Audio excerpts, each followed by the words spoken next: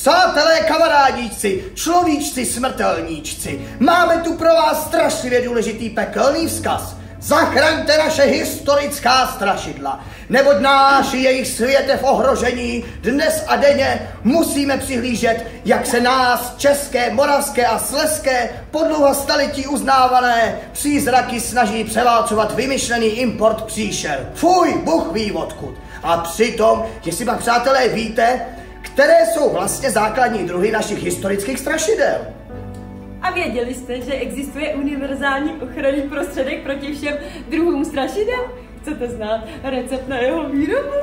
A věděli jste, že nejsme žádní moučkové a že tedy i my, tedy jako všechna strašidla, máme své vědecké rozdělení do jednotlivých kategorií? A chcete nám opravdu pomoct zachránit náš svět? Tak pozvěte mámu, tátu, babičku i dědu o strašidlech na besedu. Vítáni jsou všichni hned od 9 do 99 let.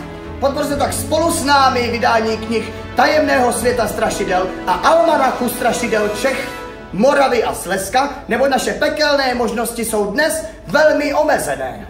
No. Klikněte na Doniu na tlačítko podpořit s naší pomocí, tak zachráníme nejen strašidla, ale i jedinečné knihy doktora Jiřího Pechy s ilustracemi Jiřího Wintera, Neprakty, ale hlavně celý ten náš kouzelný svět bájí, pověstí a pohádek. No a proto teď voláme, zachraňte ne nás, čerty z pekla čertovina, ale i bílou paní, podníky a ohnivé mužičky a řadu dalších kolegů. Umožněte nás pro další generace čtenářů a posluchačů.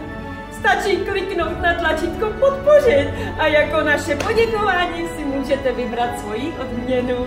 Takže, jak jsem řekl, jestli se chcete dozvědět ještě více, podpořte nás ještě dnes, nebo náš čas pádí stejně rychle jako kolega Bílej kůň a s vámi pomocí tak zachráníme nejen strašidla a jedinečné knihy doktora záhrobních věd Jiřího Pechy s ilustracemi Jiřího Wintera, Neprakty, ale hlavně celý ten náš kouzelný svět bájí, pověstí a pohádek.